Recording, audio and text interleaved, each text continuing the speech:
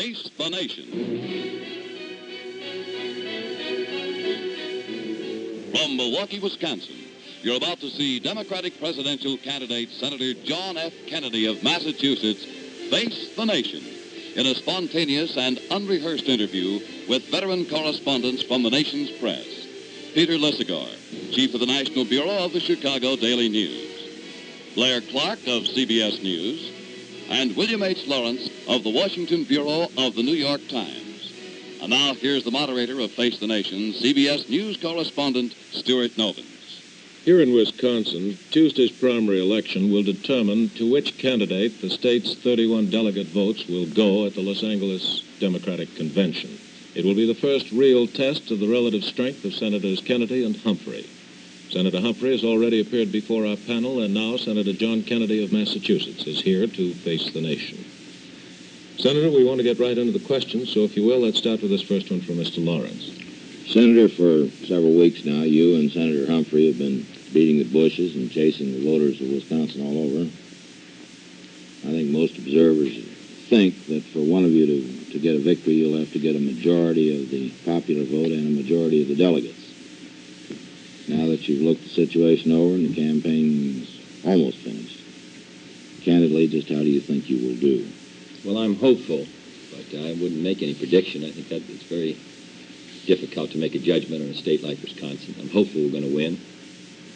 Senator, how would you define a victory? What are your terms for a victory for you here? Well, I think Mr. Lawrence has described it, to get certainly a majority of the popular vote.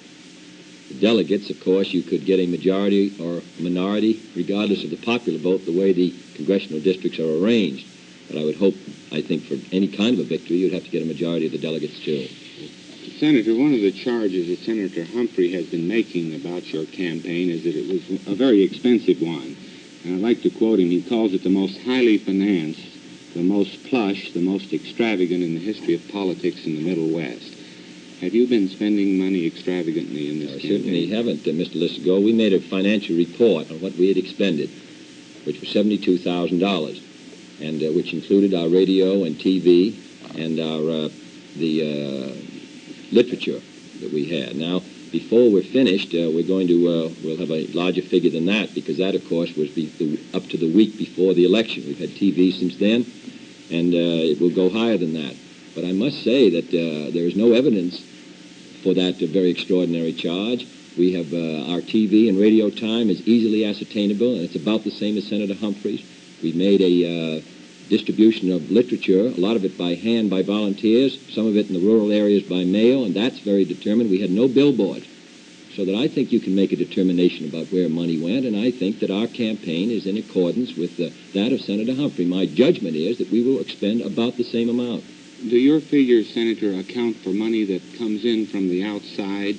And as much as I understand, you have to report only on what you spend. Well, the law in Wisconsin is extremely vague. For example, in the reporting of a few days ago, Senator Humphrey reported only $500 expended for radio, TV, and none for billboards. Well, now, we all know that there are billboards, and there's been quite a lot of time hired on radio and TV by Senator Humphrey, as there has been by me, but he reported none of it because he is not compelled, in fact, really, to almost report anything. The Wisconsin law is not very precise, and therefore there's really no direction as to what you must report or not report. When you make a final tabulation, Senator, will you include such things as transportation? Yes, within the your state. own plane? Yes, within the state. That's correct. Senator, I had heard the estimate that a primary campaign in any state cost about $250,000. I believe you agreed with that figure at one point. Well, it depends on the size of the state. I would say in a state like Wisconsin that it would probably run $135,000 to $40,000. That's my judgment about what the campaign would probably run in total, including every conceivable expense that you might have. It might run that high. Now, if you hire a half hour or 15 minutes of statewide TV, it costs you approximately $5,000. If you hire a spot, cost you 10 seconds or so, might cost you $200. I must say, gentlemen, TV is not very inexpensive. Newspaper advertising is not inexpensive. Billboards, nor is mailing inexpensive. If you have a million homes in the state and you try to cover it by mail, of course, that costs money. I think you should realize, however, that the Brookings Institute states that President Eisenhower's campaign in 1952, when costs were lower, was $2,500,000. Taft, it said, exceeded that. And Governor Stevenson's in 1956, according to Brookings, cost more than $1,500,000. It is unfortunate that campaigns cost some money, but I must say that I think ours is in a reasonable expenditure, which is easily ascertainable. You can tell exactly what we've spent it on, and we're going to report it. Senator, another charge that has arisen in this campaign by Senator Humphrey's campaign manager is a Well, a junior... good many charges have arisen. Well, this Mr. seems Gore. fairly important, is the Yes. junior family have made effective and subtle use of the religious issue. Well, now, by what means, Mr. Livermore, can you imagine anything more ridiculous, really, than that charge, that I would attempt to make use of religion? Now, I think that is an extraordinary charge that Mr. Heaney made and Mr. Ivan Nestigan, our chairman. There was no evidence produced. What is the evidence for that? Senator, I'd like to ask you as a question to follow out of that, whether you think... Yeah, but I regard that as a very serious political charge. I was surprised when it was made, and I'd like to know in what way it's so. Do you think there's a Catholic voting bloc in the state of Wisconsin? No, I think I've stated on many occasions that I hope that no one would vote for me because I was a Catholic or against me for I was a Catholic. There are a great many serious issues facing the United States. Where I went to church this morning, Sunday, seemed to be really important only to me. And I would hope that with all the matters that face the United States, and that we would certainly be able to discuss all those questions which go to the survival of this country without really worrying about my religion. The Constitution took care of all this matter most satisfactorily. The First Amendment on the separation of church and state, Article 6, which says there shall be no religious test for office. That's what I believe. And that, in my opinion, is what the majority of the citizens of Wisconsin believe. Would you agree, though, Senator, that politicians look at it a little differently, and we'll be looking at this Wisconsin election to see how well you do in the non-Catholic areas of the state? Well, I have no doubt that people will be studying this election and analyzing it as they have already. But I think that the citizens of this country vote for a candidate, I hope, on the candidate's competence. That's been my experience in 14 years in politics. Until it's proven wrong, it is my experience now. Now, I've entered the West Virginia primary. The West Virginia has the lowest percentage of Catholics in the United States, 3%. Now, if I felt that there was a massive anti-Catholic vote, do you think I would have entered West Virginia? Well, have you encountered, so far as you're concerned, Senator, any suggestions that there is an attempt to whip up anti-Catholic sentiment in one form or another? Well, there was an advertisement placed in the state by a very mysterious source. Nobody quite knows who produced the money for the ad. Somebody came up from Florida to place it and paid for it in cash. Senator Humphrey certainly had nothing to do with it. I know that. There was but except for that, I must say that in this state, I've really found very little of that. Senator, there is another point in which religion is raised. There was an incident in Dijon the other day where the elected mayor of the village, who was himself a canon, was directed by his ecclesiastical superiors not to receive Mr. Khrushchev. Yeah. This raises the question of whether such a thing could happen here. Well, now, Mr. Lawrence, I make two exceptions to that. In the first place, this man, as I understood it, was a member of the clergy. Was he not? I believe that is correct. Well, therefore, he was subject to some disciplines, like all clergy are, that the citizen is not, number one. Secondly, it happened in a country abroad. Thirdly, General de Gaulle is himself a Catholic who's been meeting with Khrushchev very steadily, so of course it doesn't apply to citizens, and I would not permit it to. I would not accept any directions from anyone in regard to my constitutional oath of office, whether I'm a congressman, senator, or president. In other words, no instruction like that would ever be given in this country. No instruction like that would be obeyed. I want to make that very precise. Senator, you've said in the past that you've attached a great deal of importance to the results here in Wisconsin.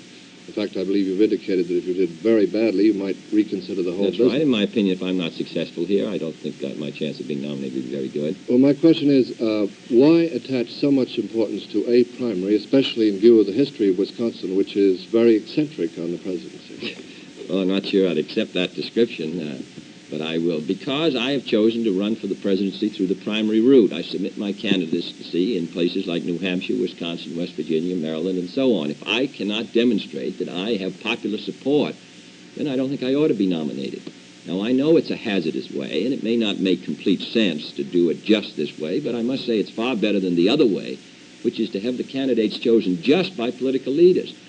Now, there are some people who want to be nominated who are candidates. Senator Symington's announced his candidacy, but he is not running in any primaries. Isn't it true, Senator, that one reason for this route was that you felt, as a Catholic, with the history of the Al Smith campaign, you needed to demonstrate your vote-getting Yes, that's strength right. in order to convince the convention. That's right. I must say that if you didn't have primaries, I don't think I could run. The Al Smith experience holds heavy over politicians, and they forget that Governor Landon, who's a Protestant, was defeated in 1936 and got only 2 states, but nobody then suggests that should govern, but the Smith experience does govern.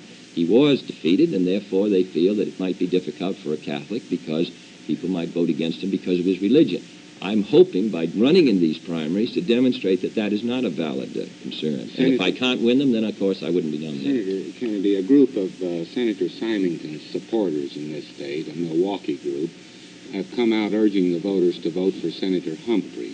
And your campaign manager, I believe, has called this bad taste or dirty pool or something like that. Do you share his opinion? I don't use the adjective. I just say that it doesn't seem to me that the people of Wisconsin are going to be very impressed by advice from a candidate who himself would not enter the primary and run.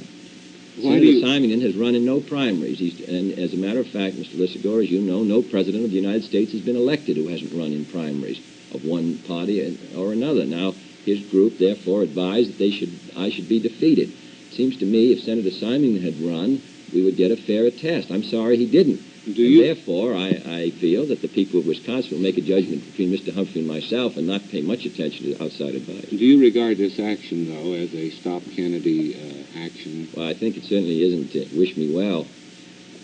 Senator, one of the odd things about the Wisconsin primary laws is the ability of Republican voters to cross over onto the Democratic side. On the basis of your surveys, have you any indication of how large a percentage of Republicans will be voting? What people sometimes don't realize about the Wisconsin law is that there are no registered Republicans or Democrats in this state. Yes. In other words, when you talk about a Republican voting in a Democratic primary or a Democrat voting in a Republican primary, what do you base it on? There is no registration.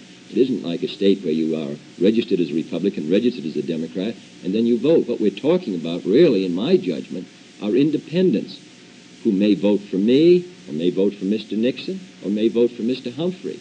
But I don't think that you say, unless you made a determination of whether they had always voted for the Republican ticket and then now were voting for me, I must say I think the crossover is overemphasized because of this reason. So have you, on the basis of your... but I haven't got any information about it because my judgment is that the people, there's a great mass of independents in this state, as there are in my own state of Massachusetts. They will vote either for Mr. Nixon, Mr. Humphrey, or myself. Senator, you've traveled far and wide across the state. What have you found to be the issues in this state? What are people concerned about? What are they worried about? I would say that domestically, of course, is the drop in dairy income, which is 15% in 1 year, which makes it a terribly important problem to this state and really the United States, because these dairy farmers are an important market, and and that kind of a drop is catastrophic. So that's the number one problem. Then there's a great interest in the Farand bill, which provides medical payments out of Social Security Fund, in strengthening the education system. Then, beyond that, there are other conservation and so on, but then I think there's great interest in foreign policy. Cuba, the state of our defense, our relations with Russia. Senator, I've heard it said in Wisconsin that you have been moved to the left by having to deal with the Humphrey campaign. What's your answer to that? No, I hope I'm in the same general trend that I've been for a great many years. I haven't moved to the left. You don't think you've changed your position on any issues since you've been campaigning here? No, I've been campaigning here for 3 months. We haven't had any issue. That's not I don't think there's any evidence for that. My view is the same as it's been for a good many months and years. I hope I can learn.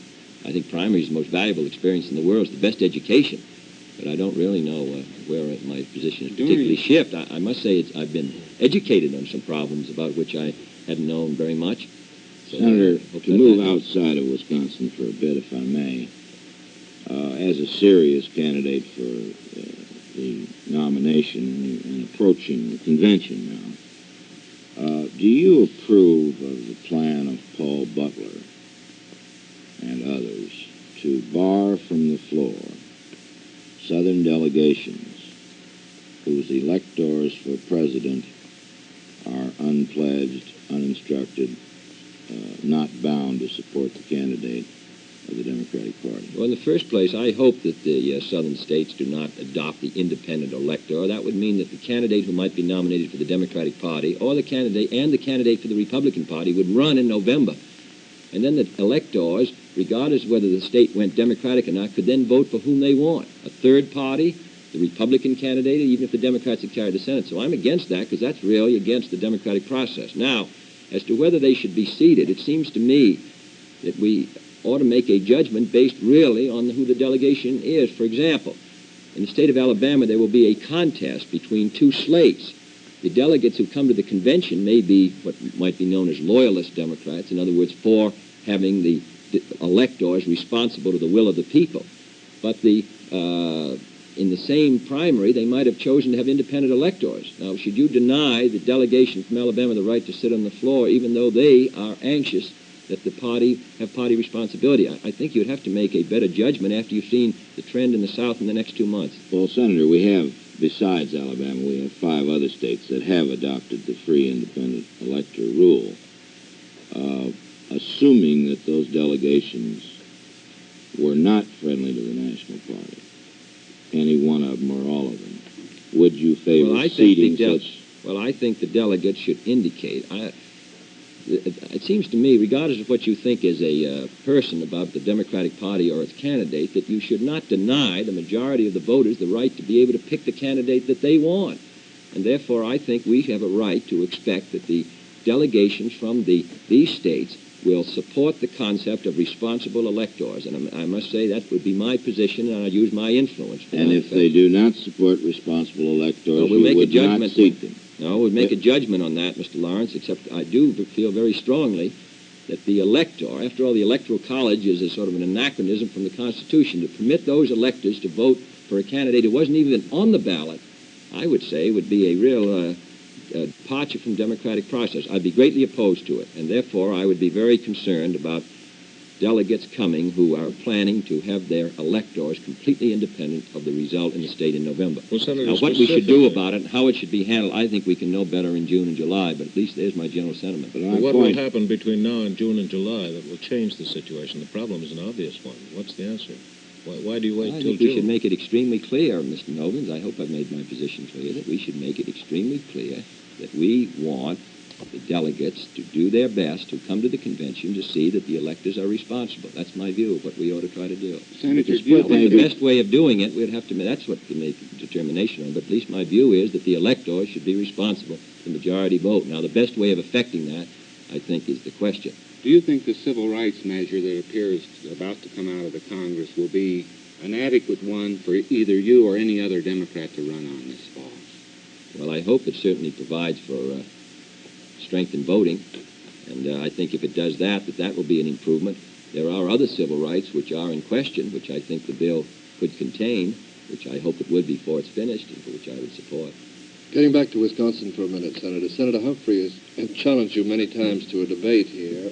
What is your reason for not accepting the challenge? Well, I saw the television. In the first place, I think Senator Humphrey and I have a general agreement on what the problems are facing the country and what the United States ought to do about them. We're members of the same party, and I think we generally agree on at least the major questions. I did happen to see, in 1956, Governor Stevenson and Mr. Kefauver, Senator Kefauver, in Florida on a half-hour television debate. And what you did was have complete agreement, and finally it ended up with a rather picayune analysis of each other's record, which I thought was just destructive to them both, and certainly didn't advance the public interest. I've discussed everything. I appear on television today and answer any questions. Senator Humphrey does the same. We're appearing both together on a television program tonight. I must say I'm trying to give my views as fully as we can, but I'm not going to attempt to get an attack on Senator Humphrey's record merely to make a debating point. Senator, while campaigning here, you've seemed to have supported a great many of the Eisenhower administration's foreign policies.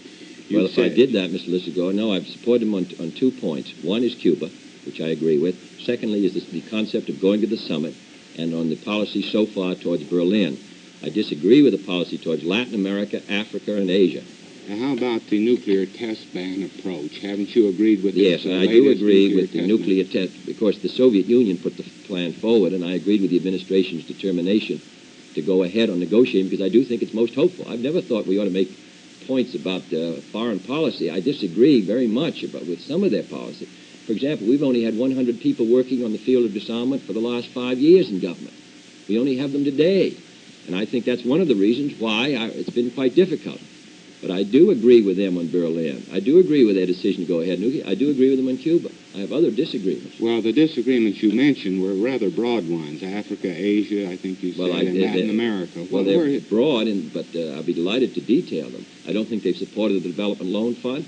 I think the President's trips, while beneficial, have not been supported by affirmative action since he's been home. I think India is moving into a serious economic situation. The United States has failed to mobilize, for example, the Western European countries or our own resources to assist them. We have ignored Latin America. May I ask you one more specific question in this connection? If you were president next January, would you continue an agreed moratorium on small underground tests, which is a part of this president's Yes, proposal? I wrote the president to that effect a few days ago. You did write to him? Yes, that's right.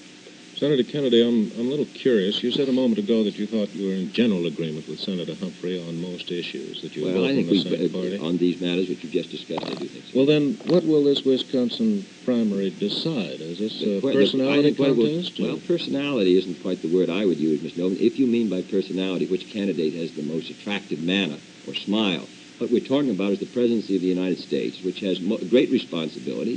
He names all members of the courts. He names all members of the regulatory agencies. He can veto acts of Congress. He can negotiate with Mr. Khrushchev. And I would say that judgment, competence, sense of responsibility, emotional balance and stability, all of these things go into picking a president. We're not picking a congressman or a senator. And these are the matters about which, because there'll be many new problems which Senator Humphrey and I haven't even discussed because they've not even appeared on the horizon, that the next president must address himself to.